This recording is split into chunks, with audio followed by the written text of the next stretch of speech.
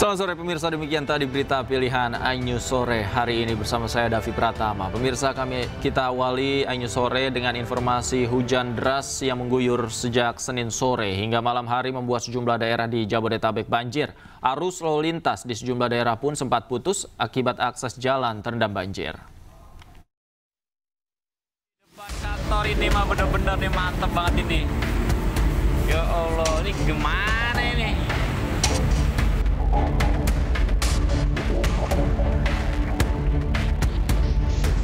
Kalau dilihat mata saya, Bu Ika dan sebagainya, kami rata-rata belum ada yang tidur. Karena memang baru pertama kali dalam kepemimpinan saya selama 4 bulan ini, inilah banjir yang terjadi bersamaan.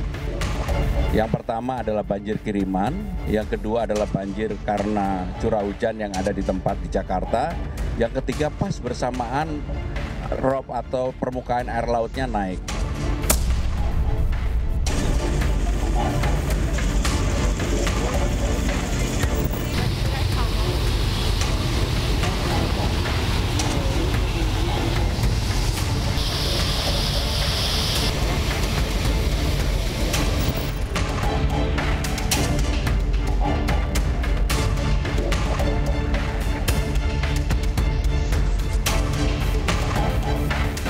Tanggul pengairan jebol lagi yang di samping SMP 2 Jambi Barat.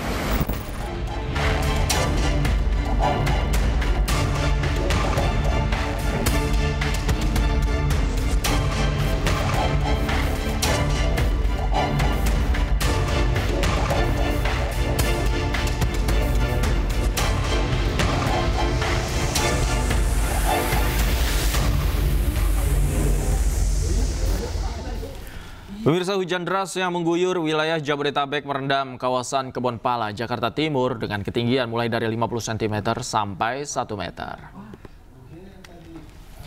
Curah hujan tinggi disertai kiriman air dari wilayah Bogor membuat Kali Ciliwung meluap dan tak mampu menampung debit air. Akibatnya, air kembali menggenangi sejumlah titik permukiman warga di RW 5 Kebonpala. Warga mengatakan air mulai masuk ke kawasan tersebut sejak pukul 2 dini hari dengan ketinggian mulai dari 50 cm sampai lebih dari 1 meter. Hingga kini, sebagian besar warga masih bertahan di rumah masing-masing sambil memantau kondisi banjir.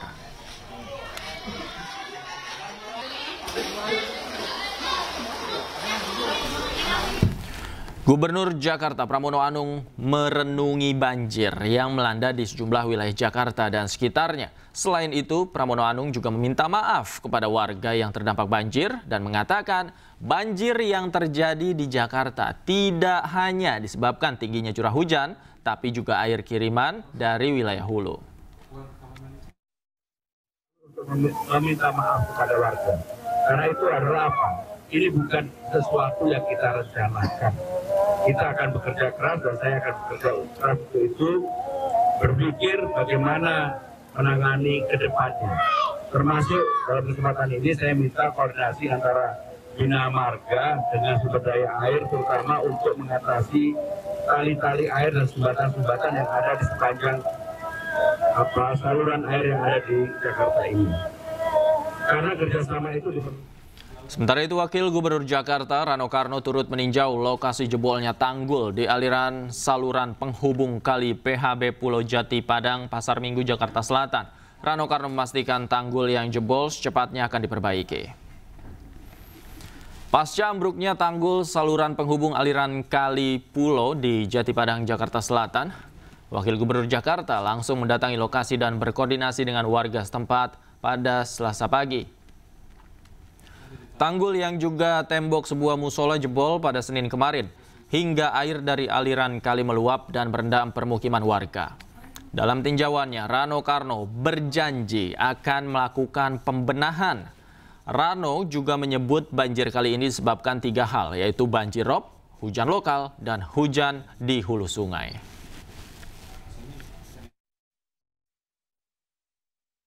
Kita akan melakukan modifikasi cuaca. Ya, udah 2 hari ini kalau mungkin teman-teman nggak lihat bahwa kita kerjasama dengan Angkatan Udara, kita menebar garam di langit sebetulnya. Tapi memang karena awan ini kan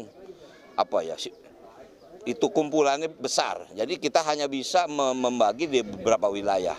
Kita harus memperbaiki dari tahun ke tahun. Makanya saya tanya surutnya seperti apa. Ini saya yakin kalau nggak ada dinding yang rubuh, mungkin surutnya jauh lebih cepat dari biasa. Pasti akan dibenahi. Pasti akan dibenahi. Ini nanti tim kita akan datang ke sini. Ya. Kalau wilayah prioritasnya selain di Jati Padang ini? Semua prioritas Jakarta. Ini serentak nih. Bahkan wilayah pinggir kita misal kayak Tangsel aja, waduh. Bekasi juga kena, artinya beginilah makanya Jakarta itu nggak bisa sendiri. Jakarta harus bersama-sama dengan wilayah penyangga. Banjir kembali merendam sejumlah ruas jalan dan permukiman di Kota Tangerang, Banten. Di Jalan Hasyim Asyari Ciledug, Kota Tangerang, tepatnya di dekat perumahan Ciledug Indah, akses jalan dari Kota Tangerang menuju Jakarta terputus.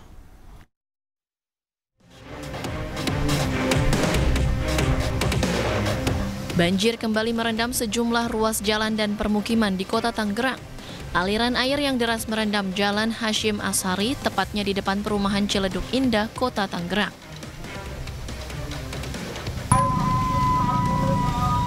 Ratusan kendaraan yang akan menuju Jakarta terpaksa harus mencari jalan alternatif karena ruas jalan tidak bisa dilalui kendaraan.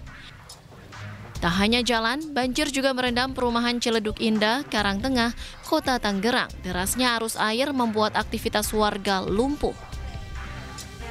Kemungkinan karena hujan yang merata di wilayah Jabodetabek, wilayah Bogor pun kami pantau juga hujan, Bekasi hujan, dan ini satu rangkaian arus yang akhirnya melimpah di wilayah Ciledug. Akses jalan dari arah Tangerang menuju Jakarta dan sebaliknya terputus dan membuat arus lalu lintas macet. Dari Tangerang, Banten, Sukron, iNews melaporkan. Sementara pemirsa di Karawang, Jawa Barat, hujan deras sepanjang Senin malam hingga Selasa pagi juga mengakibatkan ratusan rumah warga terendam banjir.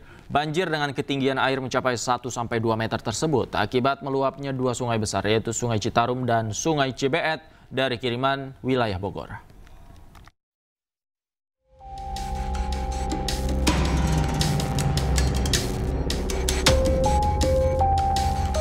Tingginya curah hujan yang terjadi Senin malam kemarin mengakibatkan sedikitnya 287 rumah warga di Dusun Pangasinan dan Dusun Kampek, Desa Karangligar, Kecamatan Teluk Jambe Barat, Kabupaten Karawang, Jawa Barat terendam banjir. Ketinggian air mulai dari 50 cm untuk titik yang terendah dan 2 meter untuk titik lokasi yang terdalam. Banjir juga memutus akses jalan desa dengan ketinggian air berkisar 30 cm hingga 60 cm, sehingga jalan utama desa sudah tidak bisa dilalui oleh kendaraan. Untuk penyebabnya sendiri ini ada peningkatan di dua aliran sungai, ya, yaitu aliran Sungai Cibeet dan Citarum. Diperparah dengan hujan tadi malam lumayan deras dan sekitar 2 jam. Sebagian warga kini mengungsi ke tempat yang lebih aman seperti balai desa dan juga rumah warga yang masih aman dari genangan banjir. Dari Karawang, Jawa Barat, Rudi Setiawan, iNews melaporkan. Dan pemirsa, untuk mengetahui situasi terkini banjir di sejumlah wilayah, kami telah terhubung dengan jurnalis iNews Rudi Setiawan di Teluk Jambe Barat, Karawang, Jawa Barat. Kemudian ada Indra Setia Budi di Perumahan Ciledug Indah 2, Tangerang, Banten, dan Wenda Nura di Kebonpala, Jakarta. Selamat sore rekan-rekan, kita ke Rudi terlebih dahulu. Seperti apa situasi saat ini di Teluk Jambe? Ya, Indra, ya Dapi, maksud saya dan pemirsa, selamat sore. Kami informasikan untuk perkembangan banjir di Kecamatan Teluk Jambe Barat, Kabupaten Karawang, Jawa Barat. Di sini semakin meluas, ya, artinya di sini yang tadinya sebelumnya hanya beberapa desa, namun pada Selasa sore ini banjir meluas sudah mencapai 6 desa, di mana ada beberapa desa yang paling terparah, yaitu di desa Karangligar, yaitu berada di Dusun Pangasinan dan Dusun Kampek.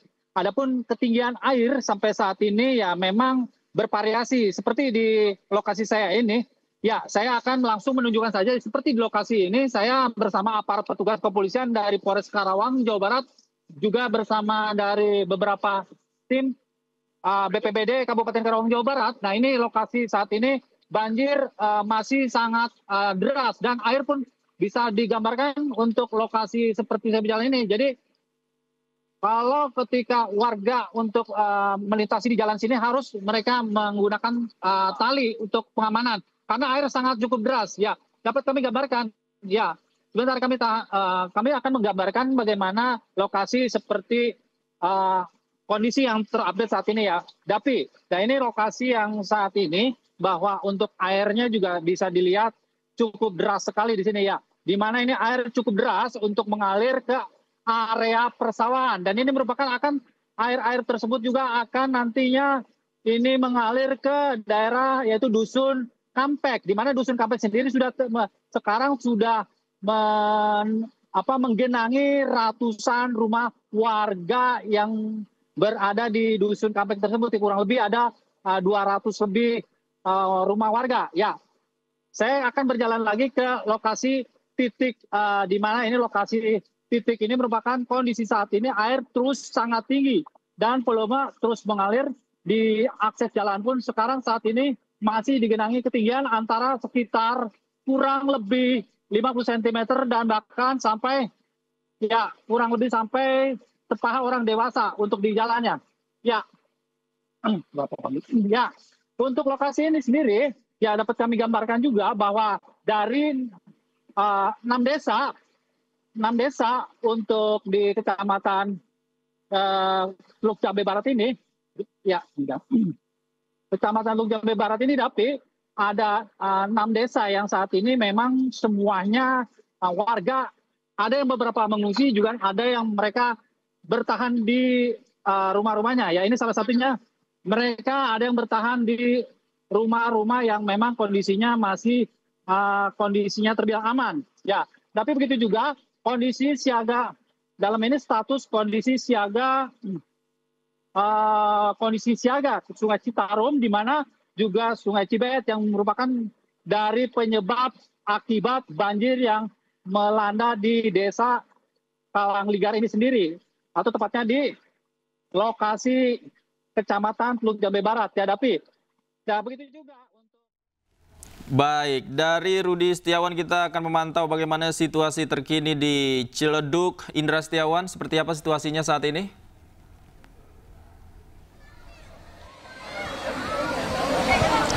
Baik, terima kasih Rudi Setiawan, David dan juga pemirsa. Dapat kami informasikan kembali bahwa hujan yang mengguyuri beberapa hari terakhir memang menyebabkan meluapnya ini kali-kali maupun juga meluapnya atau membanjir di beberapa daerah di Jakarta khususnya maupun di Tangerang sendiri. Dan saya melaporkan saat ini di Ciledug Indah 01 yang mana di Tangerang Banten ini saat ini masih terpantau tinggi begitu ya.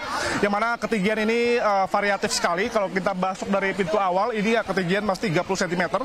Saya melaporkan ini ketinggian sekitar 50 cm dan paling jauh yang tadinya 200 ataupun 2 meter ini sudah berangsur-surut di angka 150 cm saja. Dan kalau kita informasikan bahwa Anda bisa saksikan bahwa anak-anak ini masih melakukan bermain air begitu di tengah banjir yang melanda di daerahnya. Dan setidaknya dapat kami informasikan juga dari akibat banjir yang di kawasan ini setidaknya ratusan warga ini terpaksa harus diungsikan, yang mana sebagian masyarakat ini diungsikan dan ada juga sebagian masyarakat yang masih memilih untuk tinggal di lantai 2 rumahnya. Dan kalau kita informasikan juga bahwa memang pada hari ini proses evakuasi masih terus dilangsungkan dan setidaknya BPBD, PMI, TNI sudah menerjunkan 2 perahu karet ini yang untuk mengakomodir masyarakat yang ingin diungsikan begitu yang pada sore hari ini. Dan mengingat memang ini proses evakuasi masih terus berlangsung dan juga tadi kami juga melihat bahwa perahu karet juga sebagian sudah masuk ke dalam untuk memberikan bantuan makanan untuk bagi warga yang masih untuk memilih bertahan di rumahnya di lantai 2 begitu. Dan kalau dapat kami informasikan juga bahwa sebagai masyarakat ini dibagi ke 3 posko yang disediakan oleh pihak di sini maupun juga APBD maupun PMI, di mana ada 3 posko ini. Salah satunya ini ada di Masjid Al Irsyad sebanyak 49 KK ini sudah dievakuasi sebanyak 174 jiwa. Dan hingga sampai saat ini juga proses evakuasi masih terus dilangsungkan, yang mana memang pada saat ini difokuskan untuk balita dan juga lansia begitu untuk dievakuasi menuju lokasi yang cukup aman. Pantauan kami hingga sampai saat ini memang meluapnya ini dikarenakan memang ini meluapnya dari Kali Angke begitu akibat curah hujan yang intensitas sangat tinggi sekali mengakibatkan meluapnya Kali Angke di kawasan ini. Dan memang pantauan kami, lokasi kami dengan Kali Angke ini sekitar 500 meter saja, di mana ini sangat berdampak sekali ketika meluapnya Kali Angke ini melebar ke kawasan di Ciledug Indah, Tangerang, Banten. Dan kami juga dapat informasikan juga bahwa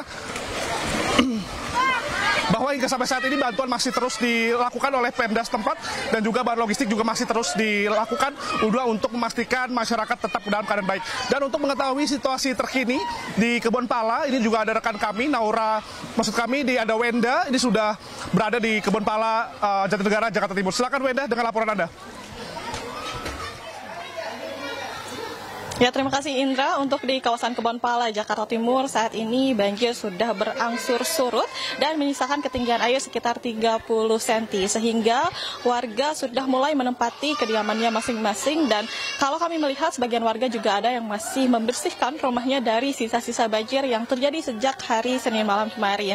Dan perlu kami informasikan bahwa pada hari Senin malam kemarin, di tempat kami melaporkan ini ketinggian air mencapai 175 cm.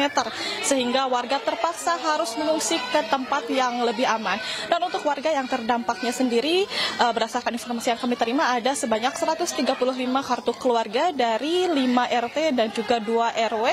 Dan tentunya warga ini sudah mulai kembali ke kediamannya masing-masing sejak pagi hari tadi, karena memang air sudah berangsur surut sejak pagi hari tadi.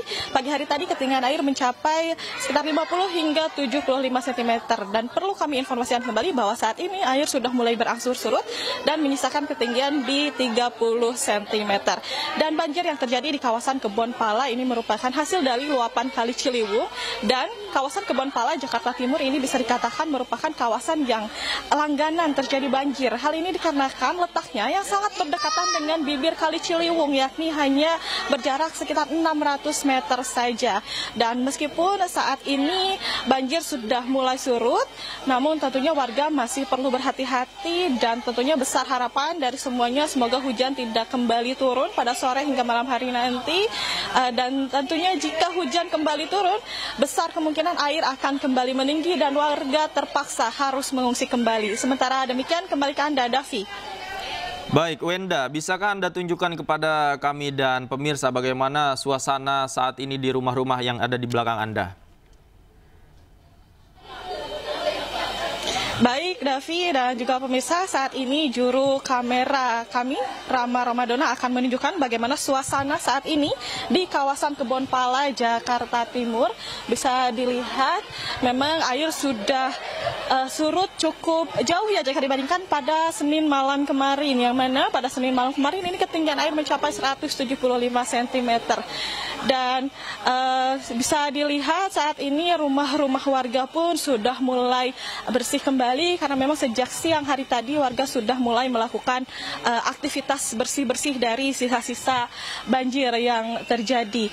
Namun saat ini memang nampaknya tidak terlihat ya adanya warga yang sedang melakukan bersih-bersih di area luar. Namun memang tadi kami melihat ada beberapa warga yang tengah melakukan bersih-bersih di area depan rumah mereka.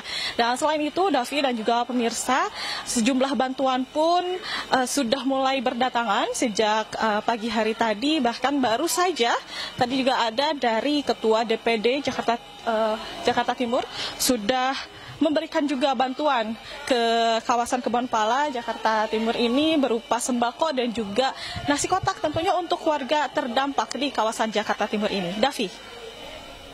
Baik, terima kasih Wenda Nura melaporkan langsung dari Kebon Pala, Jakarta Timur. Sebelumnya Indra Setiabudi juga melaporkan dari Ciledug Indah, Tangerang Selatan. Kemudian juga ada Rudi Setiawan dari Teluk Jambe, Karawang, Jawa Barat. Terima kasih rekan-rekan, selamat bertugas kembali. Selamat sore. Pemirsa, Gubernur Jawa Barat Deddy Mulyadi memberikan saran untuk mencegah banjir. Menariknya, saran mencegah banjir itu ia sampaikan saat wilayahnya tergenang banjir.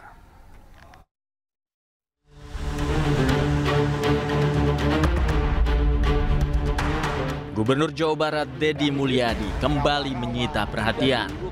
Di tengah banjir yang melanda Jabodetabek, ia kembali membagikan saran yang harus dilakukan seorang pemimpin untuk mencegah banjir.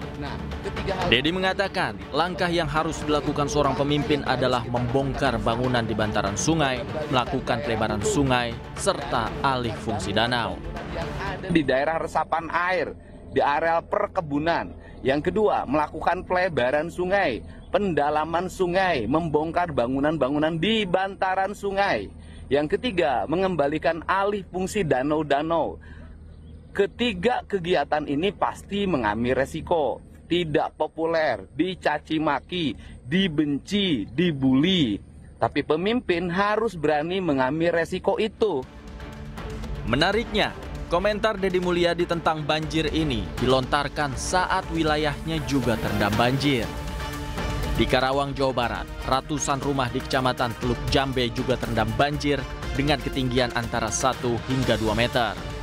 Tingginya curah hujan yang terjadi sejak Senin malam kemarin mengakibatkan sedikitnya 287 rumah warga di Kabupaten Karawang, Jawa Barat terendam. Kondisi ini diperparah dengan meluapnya 2 sungai besar, yaitu Sungai Citarum dan Sungai Cibeet. Lagi-lagi, warga Karawang menanti tindakan Gubernur Jawa Barat Dedi Mulyadi untuk mengatasi banjir. Tak hanya sekedar kata-kata untuk banjir Jakarta, namun aksi nyata untuk mengatasi banjir di wilayahnya. Tim Liputan iNews melaporkan.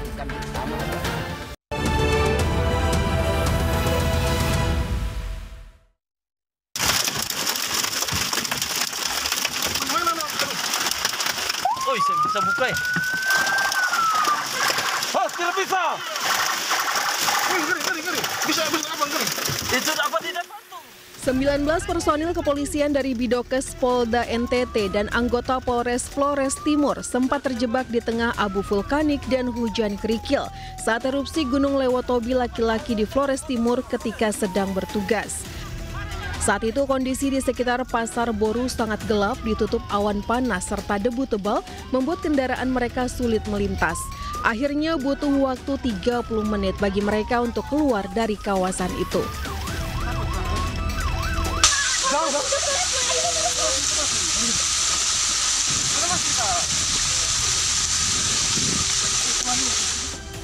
Hal serupa juga dialami sejumlah mahasiswa yang tengah menjalankan program KKN di Desa Unek Dueng, Kecamatan Talibura, Kabupaten Sika, Nusa Tenggara Timur.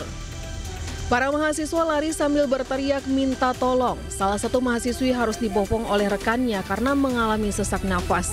Rektor Universitas Nusa Nipa membenarkan peristiwa tersebut dan menyatakan para mahasiswa telah dievakuasi ke lokasi yang aman dan mendapat perawatan.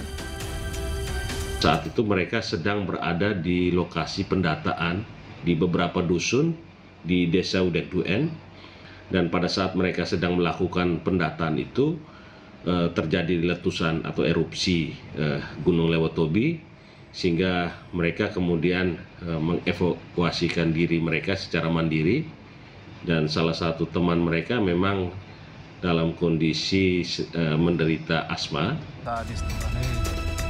Sementara di Gunung Lewotobi, laki-laki mengalami erupsi hingga Selasa pagi dengan 2 kali letusan dengan tinggi 4.000 meter.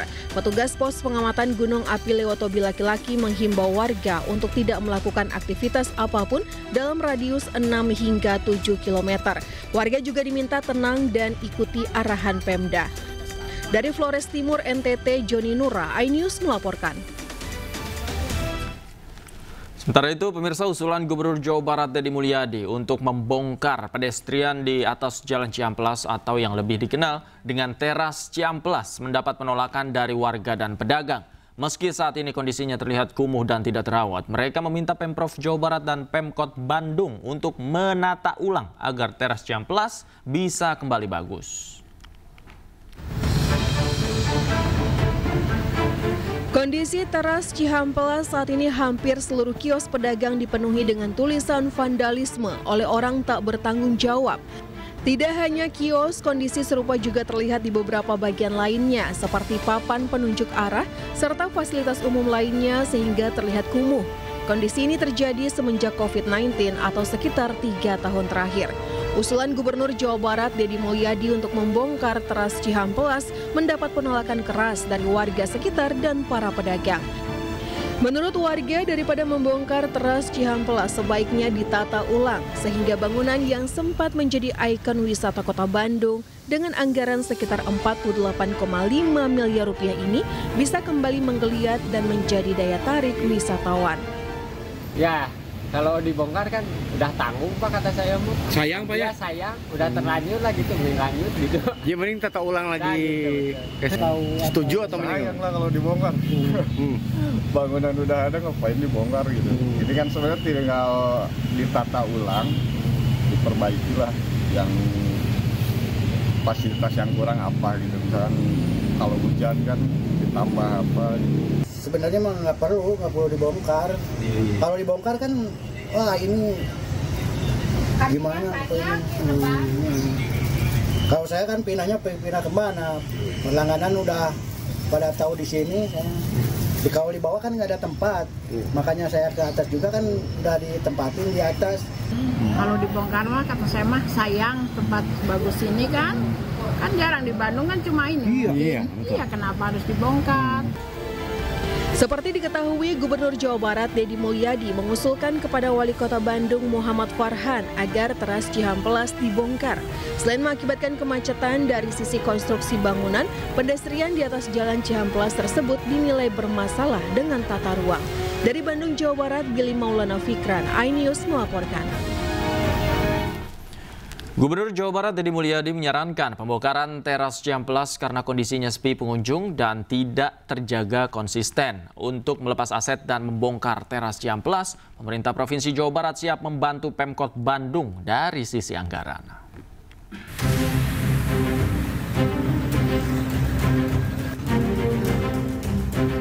Wacana pembongkaran teras Cihampelas saat ini masih dikaji pemerintah Kota Bandung. Gubernur Jawa Barat Deddy Mulyadi tidak menampik dirinya lah yang mengusulkan agar proyek peninggalan Wali Kota Bandung Ridwan Kamil dibongkar. Deddy mengatakan pembongkaran merupakan solusi agar Cihampelas kembali hidup seperti sebelumnya. Deddy memastikan pemerintah Provinsi Jawa Barat menyerahkan sepenuhnya nasib teras Cihampelas kepada Wali Kota Bandung. Bila memerlukan bantuan dana, pemerintah Provinsi Jawa Barat akan mendukung dan membantu Pemkot Bandung dari sisi anggaran. Saya lebih punya saran, kan kalaupun ditata ulang, itu pasti peristiwanya sama lagi deh. Kapan sih kita konsisten ngejagain, itu kan nggak pernah. Nah kemudian yang kedua, dari sisi aspek jalan, itu kan jalannya jadi menyempit. Kemudian pohon-pohonnya jadi tidak terlihat. Bahkan kalau menurut saya, kalau itu dibongkar, itu bisa dikembalikan ke Cihampelas lama. Dengan mengembangkan kembali outlet yang menjadi ciri khasnya Cihampelas. Itu. Tapi itu kan terserah Pak Wali Kota, kalau saya kan memberikan saran saja. Gitu. Sementara itu, Wali Kota Bandung Muhammad Farhan bakal mengkaji usulan Gubernur Jawa Barat Deddy Mulyadi untuk melepas aset dan membongkar teras Cihampelas. Ini kan sudah aset daerah. Saya tidak mungkin melakukan pembongkaran sembarangan karena ada aturan di dalamnya. Ada Permendagri yang mengatur sangat ketat tentang pelepasan aset daerah itu. Maka saya anggap kritik dari Pak Gubernur itu sebagai sebuah kritik bagi kami untuk segera melakukan revitalisasi terhadap aset daerah yang dibangun dengan biaya sangat mahal ini. Bahkan perkiraan kami itu kalaupun sekarang dilakukan semacam appraisal nilai, itu bisa mencapai angka 80 miliar rupiah. Jadi ya memang harus kita perbaiki. Nggak mungkin kita lepaskan begitu saja sebagai sebuah aset. Kajian tersebut nantinya akan dimulai dengan langkah berkoordinasi dan berkomunikasi bersama DPRD Kota Bandung dan Badan Keuangan Aset Daerah. Dari Bandung, Jawa Barat, Ervan David, iNews melaporkan.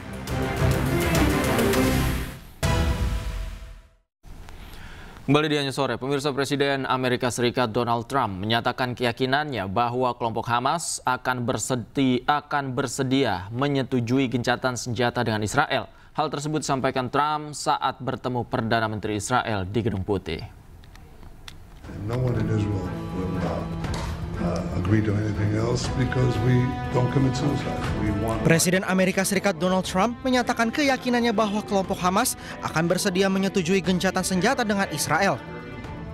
Trump yakin dari pertemuan sebelumnya antara Israel dan Hamas tidak ada kendala yang dapat menghalangi kesepakatan damai. Trump menambahkan dirinya memiliki kerjasama dengan negara-negara tetangga Israel untuk rencana merelokasi warga Palestina meski kepresidenan Palestina menolak untuk rencana relokasi itu. We've had great cooperation from surrounding Israel, surrounding countries, great cooperation from every single one of them. So something good will happen. I don't think there is a holdup. I think things are going along very well. They just, left each other, and it was not a pleasant period of a few days. It was a little longer than a few days, but this was not a pleasant period of time. Sementara itu, Perdana Menteri Israel Benjamin Netanyahu mengatakan Israel akan selalu mempertahankan kendali keamanan di jalur Gaza.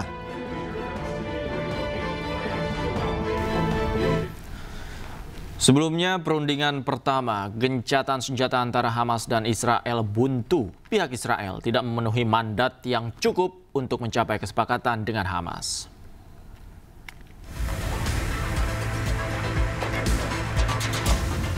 Berdasarkan keterangan dari pihak Palestina, perundingan gencatan senjata pertama antara Hamas dan Israel tidak memiliki hasil. Perundingan dilaksanakan di Doha, Qatar, berakhir buntu. Alasannya adalah pihak Israel yang hadir dalam negosiasi tidak memiliki mandat yang cukup untuk mencapai kesepakatan dengan Hamas. Perundingan selanjutnya akan diundur pada minggu depan 13 Juli setelah Perdana Menteri Israel Benjamin Netanyahu bertemu dengan Presiden AS Donald Trump di Gedung Putih. Padahal sebelumnya Netanyahu menyampaikan negosiator Israel yang dikirim memiliki instruksi yang jelas, yaitu mencapai gencatan senjata dengan syarat-syarat yang telah diterima Israel. Israel sendiri meminta gencatan senjata terjadi dan pihak Hamas membebaskan 50 sandera yang ditahan Hamas di Gaza.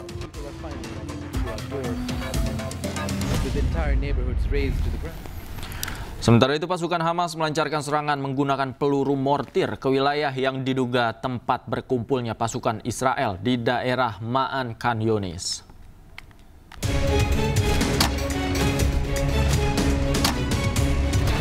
Inilah rekaman Brigade Mujahidin yang melancarkan tembakan mortir ke arah kumpulan pasukan musuh di daerah Ma'an Khan Yunis. Sementara Brigade Al-Aqsa juga menyiarkan rekaman para pejuangnya bersama dengan Brigade Al-Nasser Salah Al-Din yang menembaki sekumpulan kendaraan musuh Israel yang telah menembus bagian timur wilayah Al-Qororo dengan peluru mortir 60 mm. Sedangkan Seraya Al-Quds menyiarkan rekaman para pejuangnya bersama dengan Batalion Nidal Al-Amoudi yang menembaki perkumpulan tentara Israel dan kendaraan yang bergerak maju ke Khan Yunis dengan peluru mortir. Penyerangan tentara Israel juga dilakukan di sebelah timur lingkungan Sujaiyah yang menargetkan tentara musuh, kendaraan, dan rumah-rumah tempat pasukan Zionis dan menyerang mereka dari jarak dekat.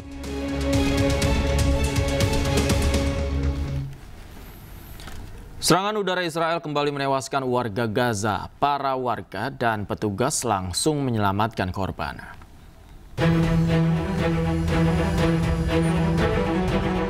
Miris sebuah fasilitas umum, yaitu tempat desalinasi air di kota Gaza menjadi target penyerangan Israel.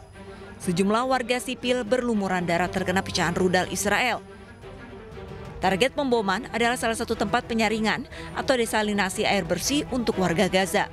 Nahas saat serangan rudal terjadi, warga tidak mendapatkan peringatan. بعد امتار يعني قاعدين بنتسوق في هذا المكان وهذا مكان للميه من اجل الاطفال ومن اجل النساء. على فجأة وبدون سابق انذار صاروخ أول صاروخ ثاني بالأطفال بالنساء باللي كانوا في الشوارع كلهم سقطوا شهداء جرحى. Dilaporkan dari media setempat, 3 warga Gaza meninggal dunia pasca serangan ini. Serangan terjadi di kawasan Al-Rimai, daerah padat penduduk Gaza. Insiden ini terjadi setelah meningkatnya eskalasi konflik Israel-Hamas yang kembali memanas. Pemirsa, Israel kembali mengibarkan bendera perang. Kali ini Israel membombardir 3 pelabuhan dan 1 pembangkit listrik di Yaman. Astagfirullah. Israel meluncurkan serangan udara besar-besaran terhadap Yaman dengan klaim menargetkan situs-situs penting yang dikendalikan kelompok Houthi pada hari Senin. Serangan besar-besaran Israel terhadap Yaman dengan nama sandi Operation Black Flag atau Operasi Bendera Hitam terjadi setelah sedikitnya 3 rudal balistik Houthi diluncurkan ke Israel setelah gencatan senjata Iran-Israel. Israel menyerang pelabuhan-pelabuhan Hodeidah, Ras Isa, Salif, dan pembangkit listrik Ras Kantib di sepanjang Laut Merah. IDF juga menyerang Galaxy Leader, sebuah kapal kargo yang direbut oleh Houthi pada November 2023. Menteri Pertahanan Israel, Israel Katz, mengatakan serangan itu adalah bagian dari operasi Bendera Hitam. Ia berjanji bahwa lebih banyak serangan akan menyusul jika Houthi terus meluncurkan drone dan rudal balistik ke Israel. Serangan militer Zionis terhadap Yaman terjadi saat Perdana Menteri Israel Benjamin Netanyahu melakukan perjalanan ke Washington untuk bertemu dengan Presiden Amerika Serikat Donald Trump. Sementara itu, pemirsa, Israel telah meluncurkan serangan besar-besaran terhadap Yaman dengan nama sandi Operasi Bendera Hitam pada Senin waktu setempat. Berdalih mengincar kelompok Houthi, militer Zionis membombardir 3 pelabuhan dan sebuah pembangkit listrik di Yaman.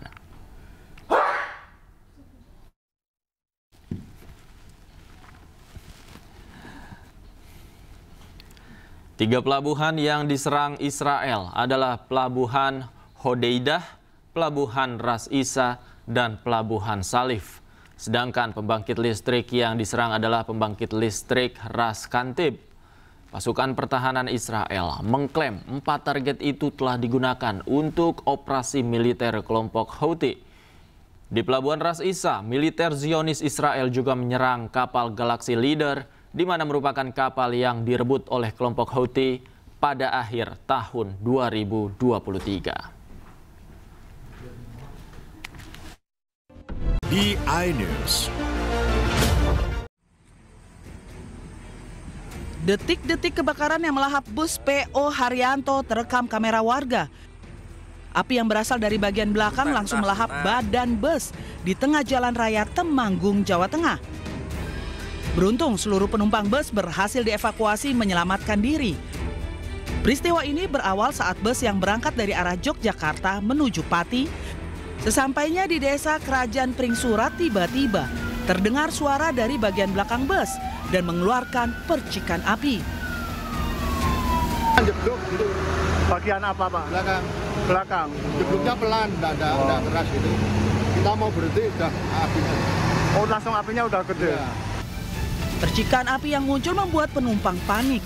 Seketika para penumpang bus langsung berlari keluar bus untuk menyelamatkan diri. Keluar atau lari keluar. Lari keluar. Ini ibu mau kemana, Bu? Mau tujuan ke Kudus karena ada berduka, Mas. Kakak saya kan tidak ada. Oh gitu. Iya, kemarin. Polres Temanggung masih menyelidiki penyebab kebakaran ini. Sementara para penumpang dijemput oleh bus lain yang akan mengantar hingga ke tujuan. Dari Temanggung, Jawa Tengah, Didik Dono, iNews melaporkan.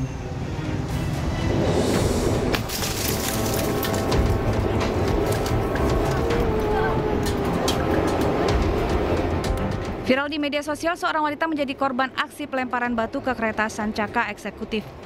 Akibat kejadian ini, wajah dan leher wanita yang bernama Widya Anggraini alami luka. Bahkan mata korban terkena serpihan kaca yang pecah. Dalam insiden ini ada penumpang lain yang juga terluka terkena pecahan kaca. Lewat keterangan di media sosial, pihak PT KAI menyatakan peristiwa terjadi saat kereta melintas di antara stasiun Klaten dan stasiun Srowot di Jawa Tengah. Setibanya di stasiun Solo Balapan, kedua penumpang diperiksa dan diobati oleh tim medis dan dibawa ke Rumah Sakit Triharsi. PT KAI juga sampaikan permohonan maaf dan tidak menoleransi segala bentuk vandalisme terhadap kereta api. PT KAI akan menyelidiki pelaku vandalisme dan pelaku bisa dikenakan sejumlah pasal dengan ancaman penjara paling lama 15 hingga 20 tahun.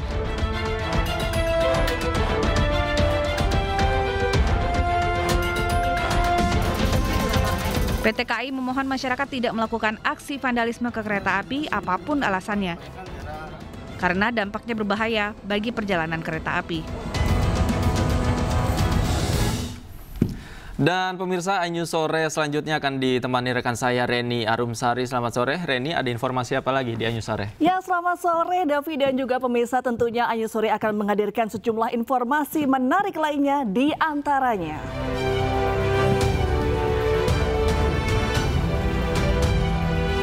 Kelompok kriminal bersenjata membakar 2 rumah milik Bupati Puncak Elvis Tabuni dan kantor distrik Omukia.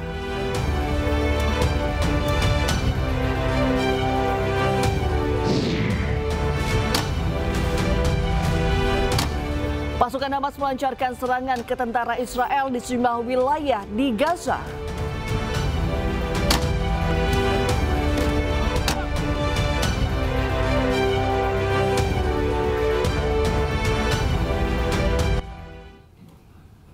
Pemirsa, kelompok kriminal bersenjata kembali berulah di Puncak, Papua Tengah. Kelompok itu melakukan pembakaran terhadap 2 unit rumah milik Bupati Puncak Elvis Tabuni dan kantor distrik Omukia.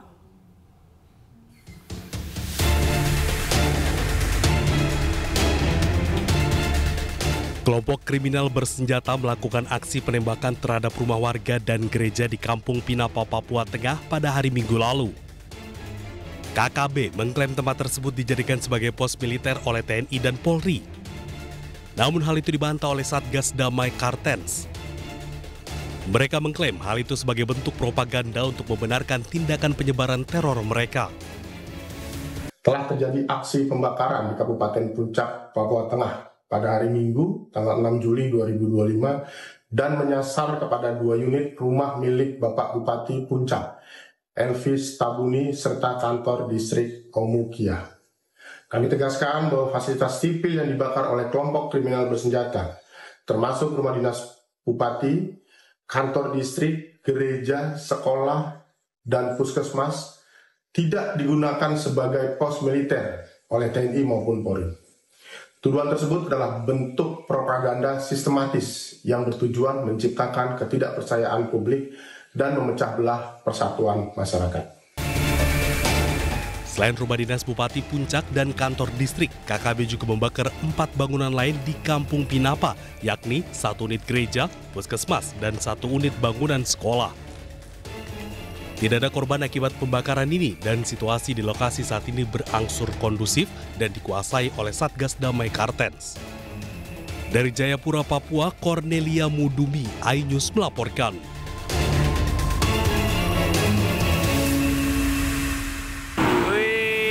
Depan kantor ini mah bener-bener nih mantep banget ini. Ya Allah, ini gimana ini?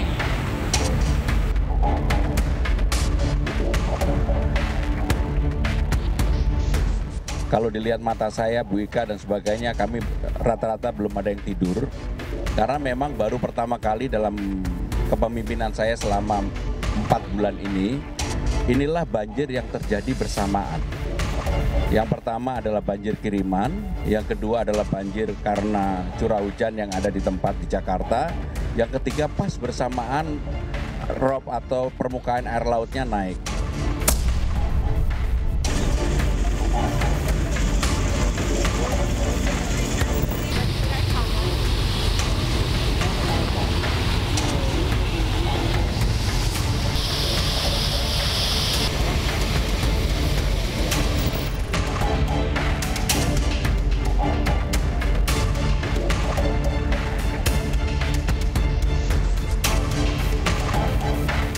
Tanggul pengairan jebol lagi yang di samping SMP 2 Jambi Barat.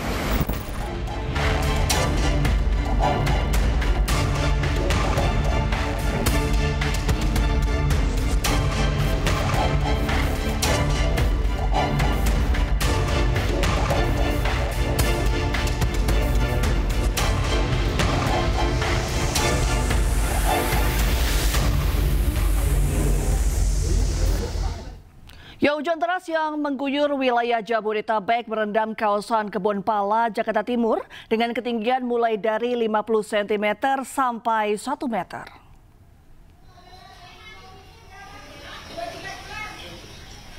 Curah hujan tinggi disertai kiriman air dari wilayah Bogor membuat Kali Ciliwung meluap dan tak mampu menampung debit air. Akibatnya air kembali mengenangi sejumlah titik permukiman warga di RW 5 Kebun Pala. Warga mengatakan air mulai masuk ke kawasan tersebut sejak pukul 2 dini hari dengan ketinggian mulai dari 50 cm sampai lebih dari 1 meter. Hingga kini sebagian besar warga masih bertahan di rumah masing-masing sambil memantau kondisi banjir.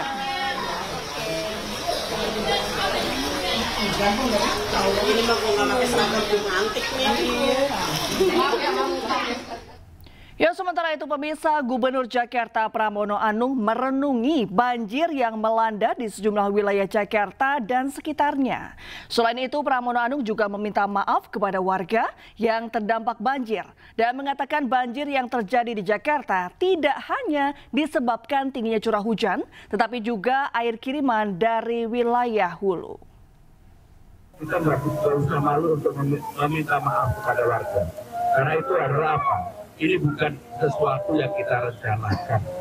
Kita akan bekerja keras dan saya akan bekerja keras untuk itu, berpikir bagaimana menangani ke depannya.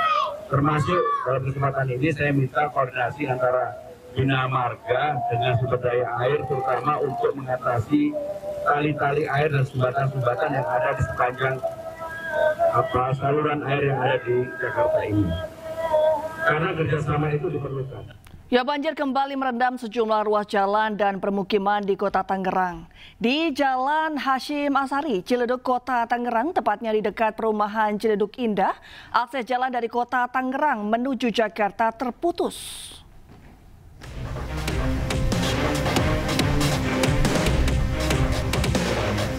Banjir kembali merendam sejumlah ruas jalan dan permukiman di Kota Tangerang. Aliran air yang deras merendam Jalan Hashim Asari, tepatnya di depan perumahan Ciledug Indah, Kota Tangerang.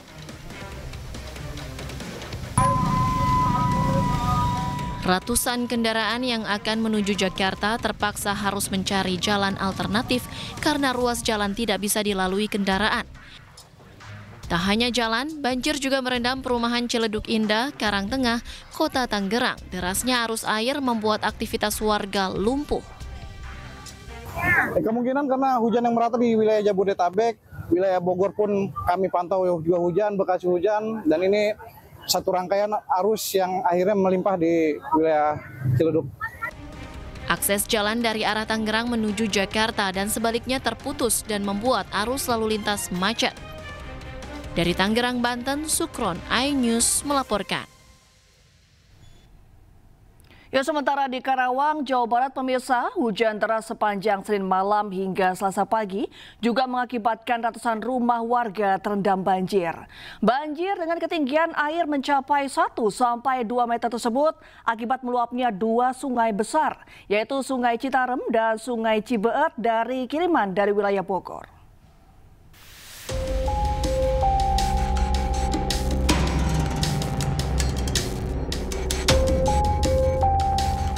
Tingginya curah hujan yang terjadi Senin malam kemarin mengakibatkan sedikitnya 287 rumah warga di Dusun Pangasinan dan Dusun Kampek, Desa Karangligar, Kecamatan Teluk Jambe Barat, Kabupaten Karawang, Jawa Barat terendam banjir.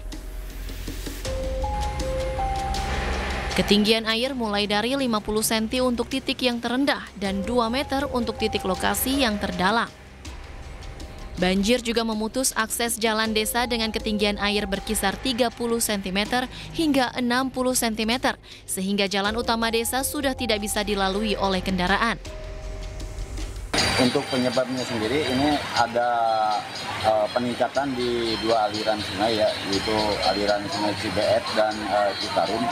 Diperparah dengan hujan tadi malam lumayan deras dan sekitar 2 jam. Sebagian warga kini mengungsi ke tempat yang lebih aman seperti balai desa dan juga rumah warga yang masih aman dari genangan banjir. Dari Karawang, Jawa Barat, Rudi Setiawan, iNews melaporkan.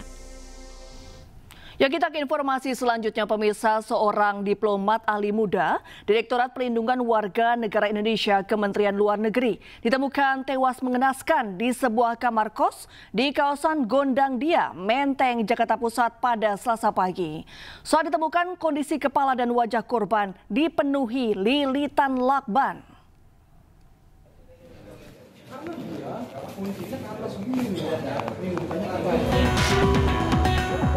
Polisi yang menerima laporan langsung mendatangi sebuah kos di kawasan Gondang Dia, Menteng, Jakarta untuk mengidentifikasi jasad korban. Saat ditemukan, kondisi korban cukup mengenaskan di mana seluruh kepala dan wajah terlilit lakban.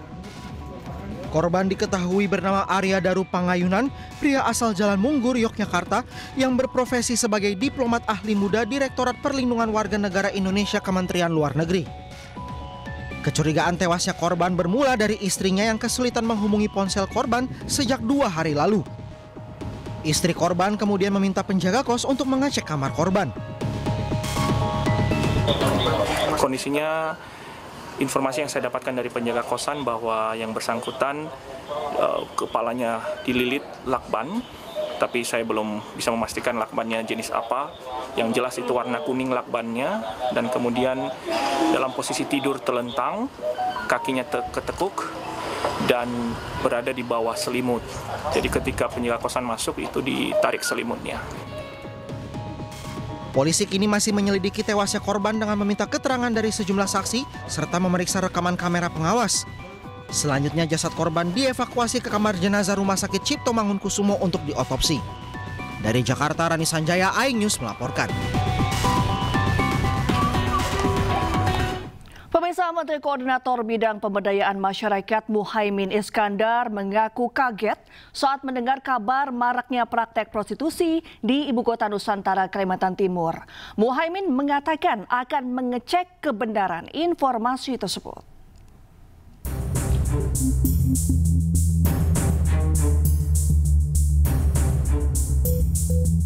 Kabar maraknya praktik prostitusi yang diduga terjadi di sekitar wilayah Ibu Kota Nusantara, Kalimantan Timur, kini menghebohkan publik.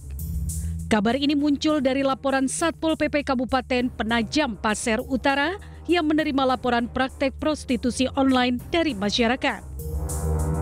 Mendengar kabar ini, Menteri Koordinator Bidang Pemberdayaan Masyarakat Muhaimin Iskandar mengaku kaget karena belum menerima laporan. Muhaimin menyebut bahwa ini merupakan masalah serius dan akan segera mengecek kebenaran informasi tersebut.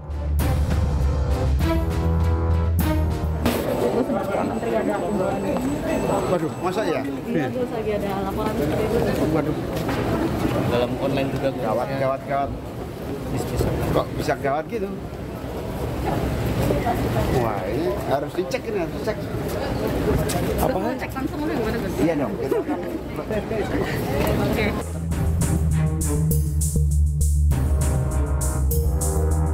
Praktik prostitusi di IKN diduga mulai menjamur sejak Mei 2025. Otorita IKN mengecam keras praktik tersebut dan meminta masyarakat melapor ke pihak berwajib. Bisnis prostitusi di IKN semakin marak setelah ditangkapnya puluhan PSK yang berasal dari sejumlah daerah. Para PSK yang diamankan menjajakan diri lewat media sosial dengan tarif mulai Rp300.000 hingga Rp700.000 per malam.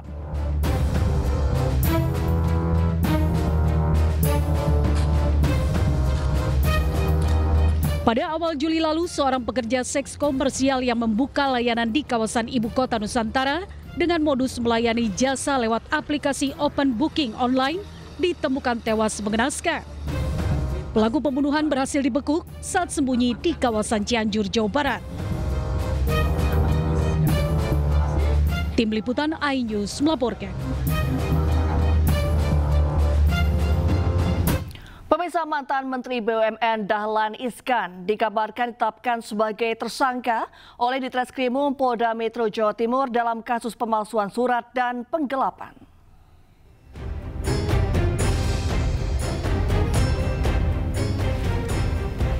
Kuasa hukum Dahlan Iskan, Johannes Dipa, mengaku kaget terkait penetapan status tersangka kliennya. Pasalnya, Dahlan Iskan bukanlah pihak terlapor, melainkan sebagai saksi yang telah diperiksa sebanyak 3 kali. Dahlan Iskan juga kooperatif ketika menjalani pemeriksaan, bahkan hingga tengah malam.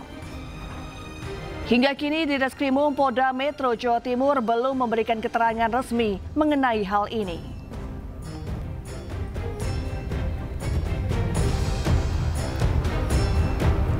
Terima kasih Anda kembali menyaksikan iNews Sore pemirsa. Rombongan polisi yang mengevakuasi korban erupsi Gunung Lewotobi laki-laki terjebak hujan abu vulkanik. Di lokasi tak jauh, sejumlah mahasiswa KKN Universitas Nusa Nipah Maumere juga terjebak hingga mengalami sesak nafas.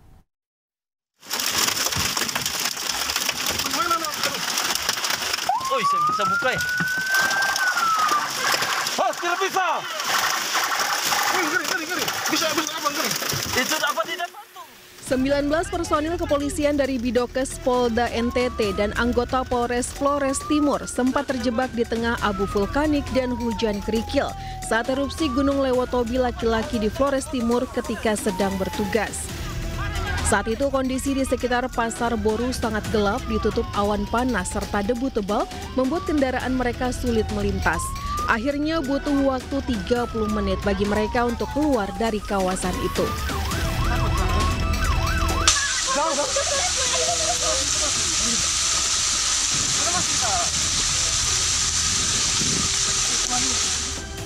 Hal serupa juga dialami sejumlah mahasiswa yang tengah menjalankan program KKN di Desa Unek Dueng, Kecamatan Talibura, Kabupaten Sika, Nusa Tenggara Timur.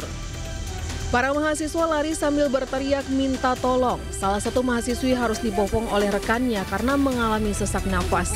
Rektor Universitas Nusa Nipah membenarkan peristiwa tersebut dan menyatakan para mahasiswa telah dievakuasi ke lokasi yang aman dan mendapat perawatan. Saat itu mereka sedang berada di lokasi pendataan di beberapa dusun di Desa Unek Dueng, dan pada saat mereka sedang melakukan pendataan itu terjadi letusan atau erupsi Gunung Lewotobi, sehingga mereka kemudian mengevakuasikan diri mereka secara mandiri, dan salah satu teman mereka memang dalam kondisi menderita asma. Sementara di Gunung Lewotobi laki-laki mengalami erupsi hingga Selasa pagi dengan 2 kali letusan dengan tinggi 4.000 meter. Petugas pos pengamatan Gunung Api Lewotobi laki-laki menghimbau warga untuk tidak melakukan aktivitas apapun dalam radius 6 hingga 7 km.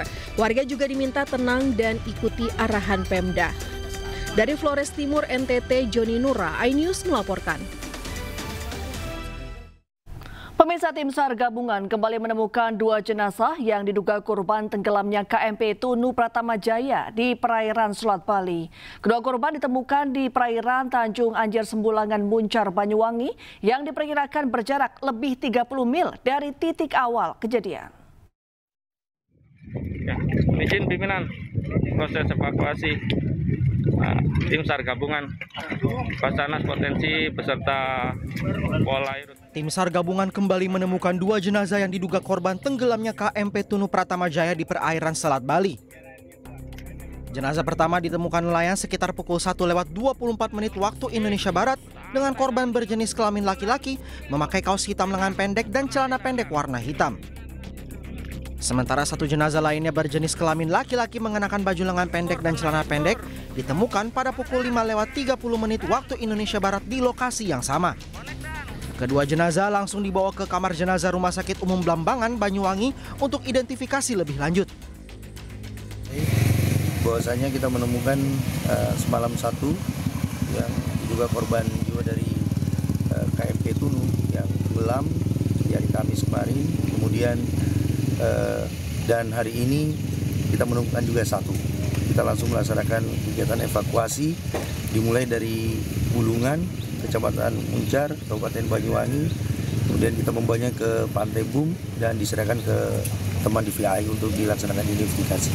Kondisinya seperti apa? Kondisinya pada saat ditemukan rata-rata berada di atas permukaan air dengan badan dan wajah ke bawah air. Hingga saat ini korban ditemukan sebanyak 40 orang, di antaranya 30 orang ditemukan selamat dan 10 orang ditemukan meninggal dunia. Sementara 25 orang lainnya masih dalam pencarian. Dari Banyuwangi, Jawa Timur, Eris Utomo, iNews melaporkan.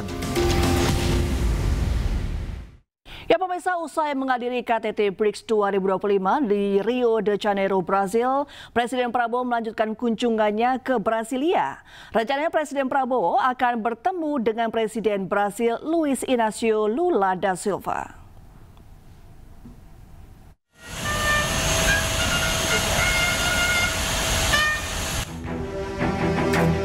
Presiden Prabowo Subianto berangkat ke ibu kota Brasil, Brasilia, melalui Airbase Galeão, Rio de Janeiro. Rencananya Presiden Prabowo akan bertemu dengan Presiden Brasil Luiz Inácio Lula da Silva di Istana Kepresidenan Brasil. Kunjungan ini merupakan bagian dari upaya mempererat hubungan strategis antara Indonesia dan Brasil.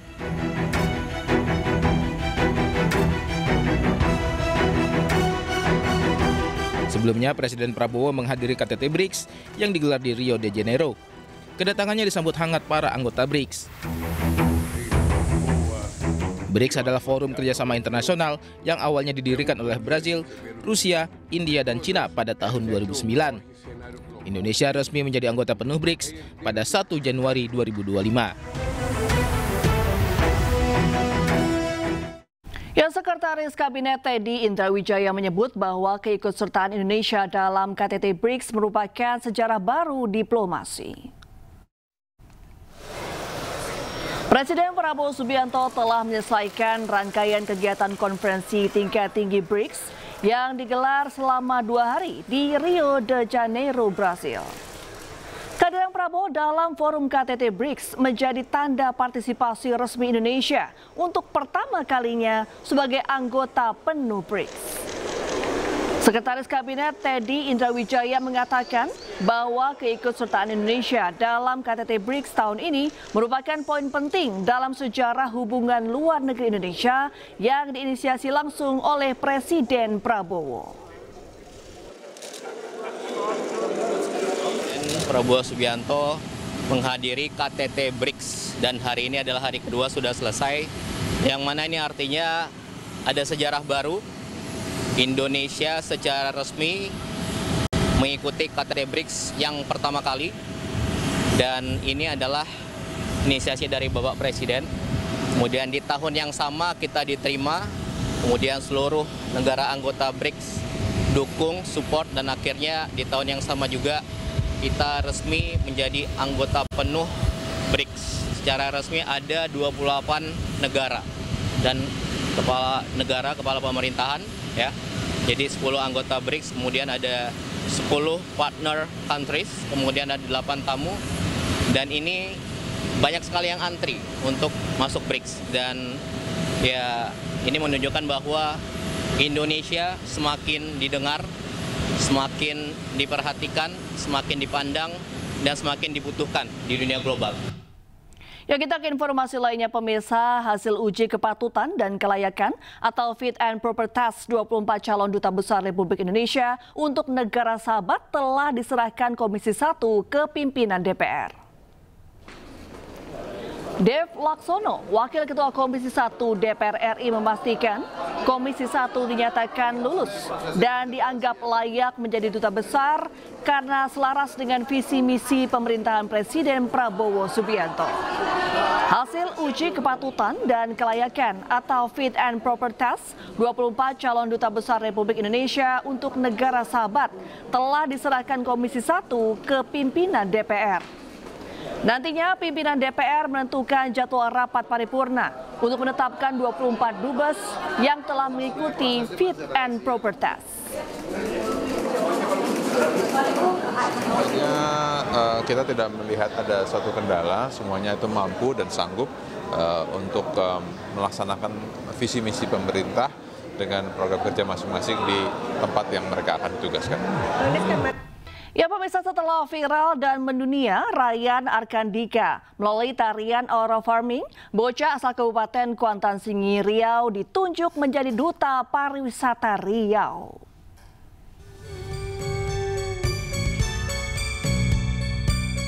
Aura farming yang mendunia ini viral dengan hadirnya bocah yang menari di atas perahu dalam lomba pacu jalur di Kabupaten Kuantan Singgingi, Riau. Aura farming ini mendunia lantaran banyak kalangan selebritas Indonesia maupun dunia yang mengikuti gerakan tersebut dan videonya viral di media sosial.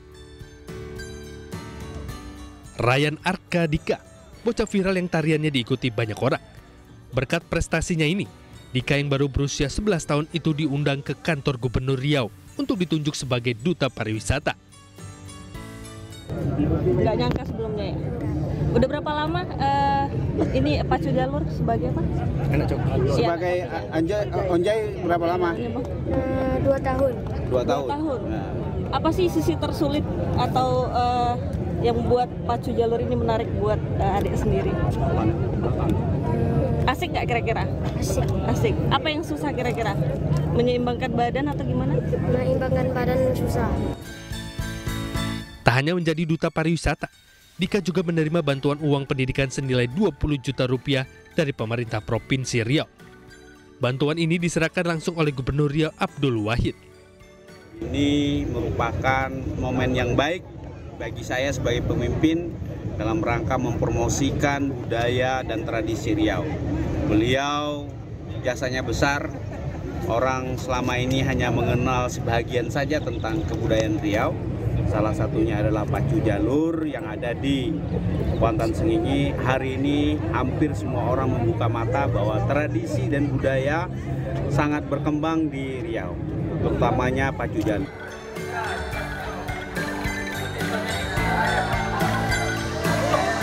Usai ditetapkan menjadi duta pariwisata, Dika bersama sejumlah pejabat eselon Pemprov Riau berkesempatan memparodikan tarian aura farming yang viral dan mendunia. Terpilihnya Dika jadi duta pariwisata Riau diharapkan dapat terus memperkenalkan wisata Riau ke dunia internasional. Dari Pekanbaru Riau, Indra Yusrizal, iNews melaporkan. Kelompok kriminal bersenjata kembali berulah di Puncak, Papua Tengah. Kelompok itu melakukan pembakaran terhadap 2 unit rumah milik Bupati Puncak, Elvis Tabuni, dan kantor distrik Omukia.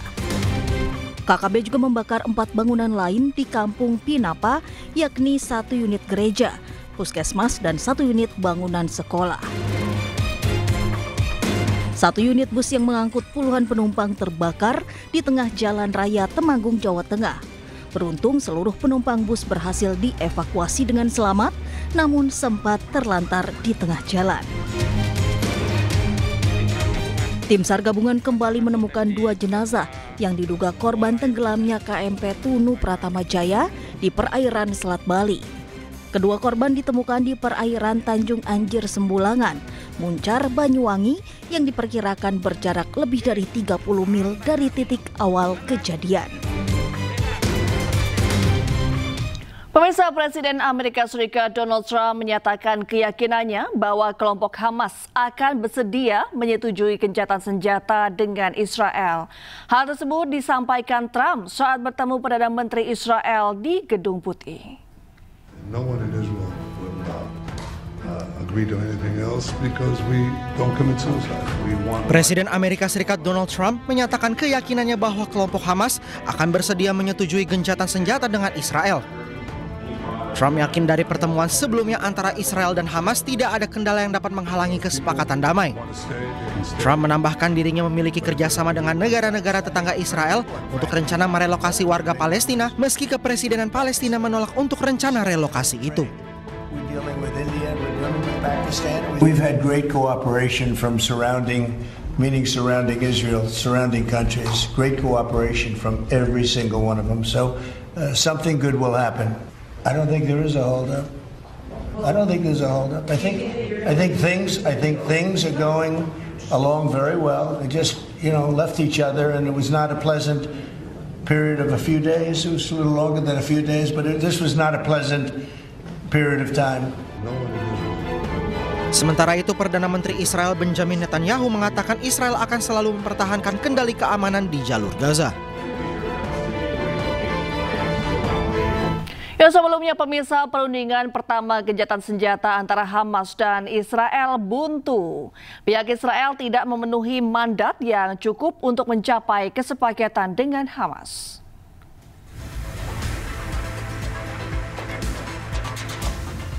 Berdasarkan keterangan dari pihak Palestina, perundingan gencatan senjata pertama antara Hamas dan Israel tidak memiliki hasil. Perundingan dilaksanakan di Doha, Qatar, berakhir buntu. Alasannya adalah pihak Israel yang hadir dalam negosiasi tidak memiliki mandat yang cukup untuk mencapai kesepakatan dengan Hamas. Perundingan selanjutnya akan diundur pada minggu depan 13 Juli setelah Perdana Menteri Israel Benjamin Netanyahu bertemu dengan Presiden AS Donald Trump di Gedung Putih. Padahal sebelumnya Netanyahu menyampaikan negosiator Israel yang dikirim memiliki instruksi yang jelas, yaitu mencapai gencatan senjata dengan syarat-syarat yang telah diterima Israel. Israel sendiri meminta gencatan senjata terjadi dan pihak Hamas membebaskan 50 sandera yang ditahan Hamas di Gaza. Pasukan Hamas melancarkan serangan menggunakan peluru mortir ke wilayah yang diduga tempat berkumpulnya pasukan Israel di daerah Ma'an Khan Yunis.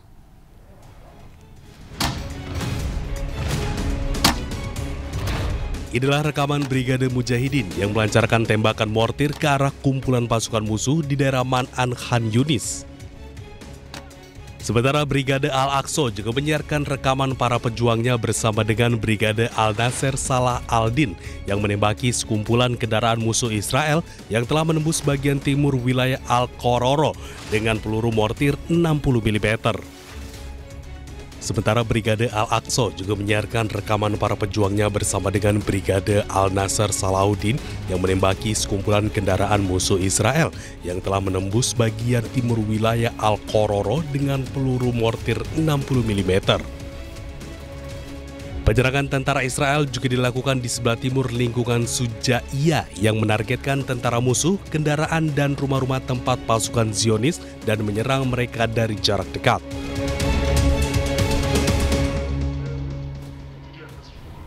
Sementara itu, serangan udara Israel kembali menewaskan warga Gaza. Para warga dan petugas langsung menyelamatkan korban.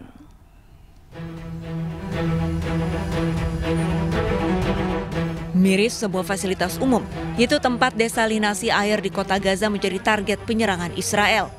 Sejumlah warga sipil berlumuran darah terkena pecahan rudal Israel. Target pemboman adalah salah satu tempat penyaringan atau desalinasi air bersih untuk warga Gaza. Nahas saat serangan rudal terjadi, warga tidak mendapatkan peringatan.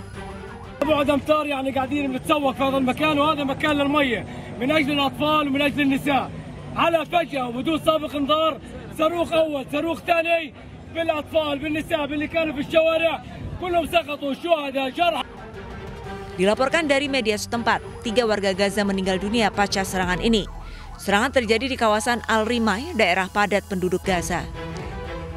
Insiden ini terjadi setelah meningkatnya eskalasi konflik Israel-Hamas yang kembali memanas. Masih di Anyu sore pemirsa, Gubernur Jawa Barat Deddy Mulyadi menyarankan pembongkaran teras Cihampelas karena kondisinya sepi pengunjung dan tidak terjaga konsisten. Untuk melepas aset dan membongkar teras Cihampelas, pemerintah Provinsi Jawa Barat siap membantu Pemkot Bandung dari sisi anggaran.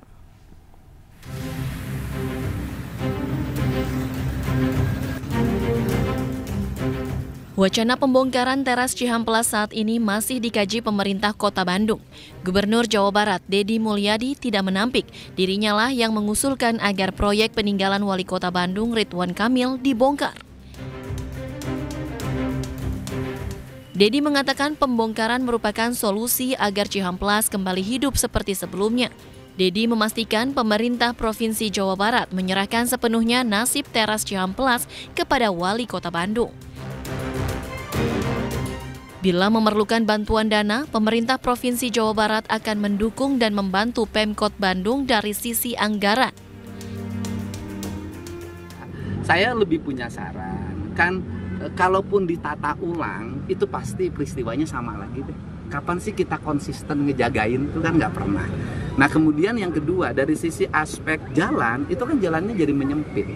kemudian pohon-pohonnya jadi tidak terlihat.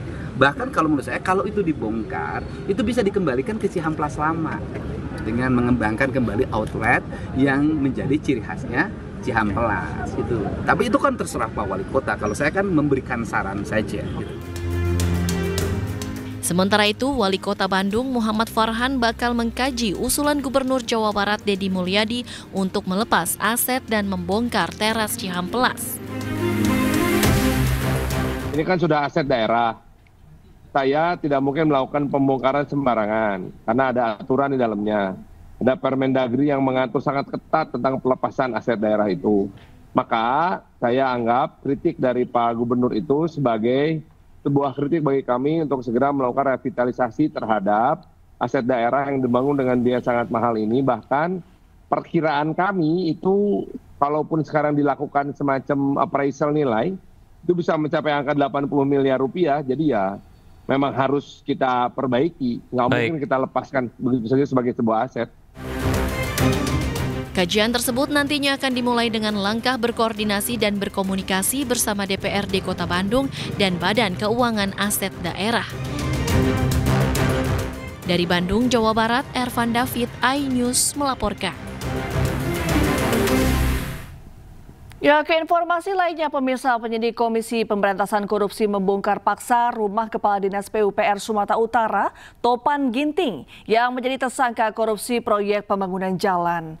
Sebelumnya, penggeledahan rumah tersangka sempat terhambat lantaran gerbang dan pintu rumah terkunci.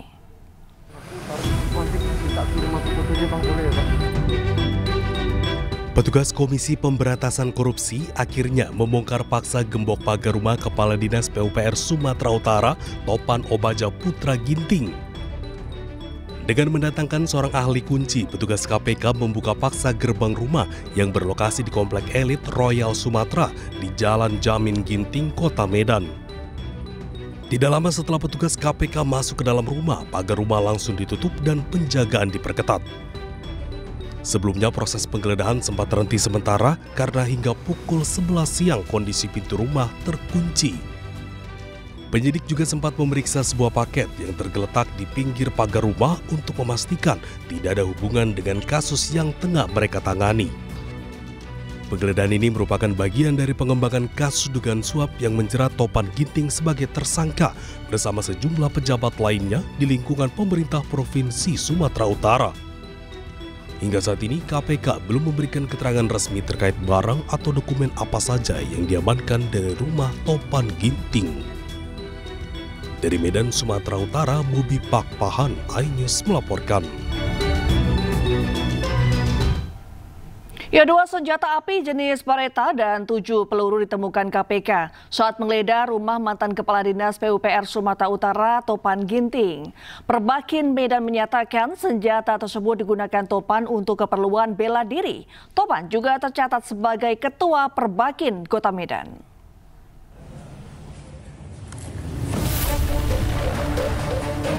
Seperti inilah penampakan 2 pucuk senjata api dan 7 butir amunisi yang ditemukan di rumah mantan Kepala Dinas PUPR Sumatera Utara Topan Ginting.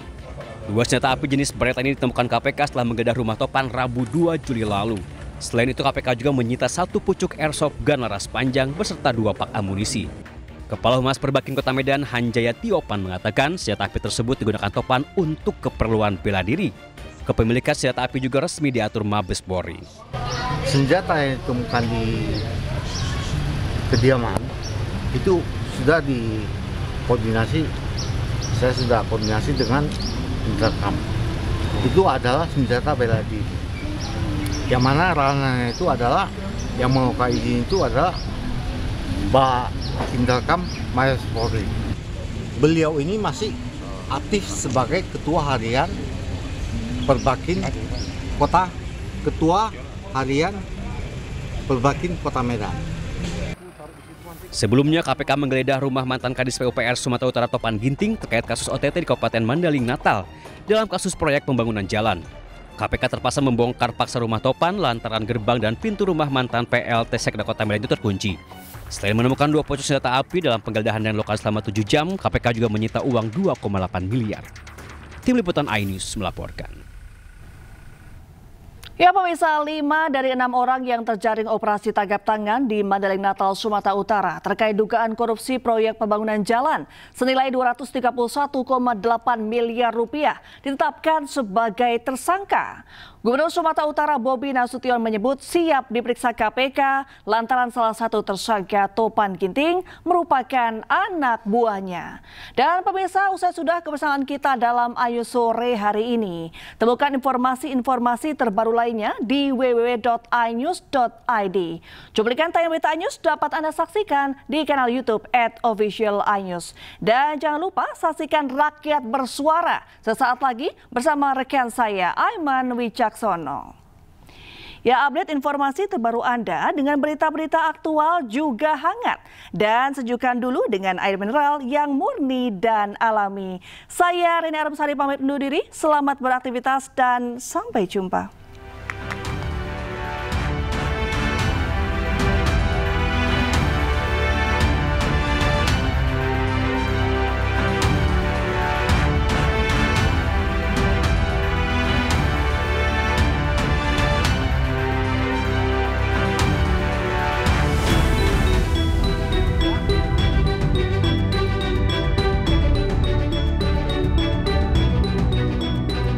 Komisi Pemberantasan Korupsi melakukan operasi tangkap tangan di Mandailing Natal, Sumatera Utara pada Kamis malam 27 Juni yang lalu.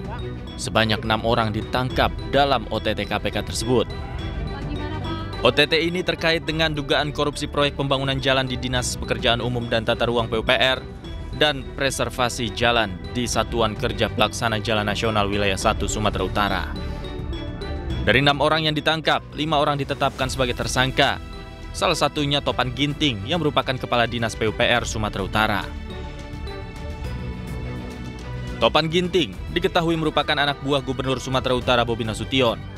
Menanggapi tertangkapnya Topan Ginting, Gubernur Sumatera Utara Bobi Nasution menyatakan siap memberikan keterangan kepada Komisi Pemberantasan Korupsi.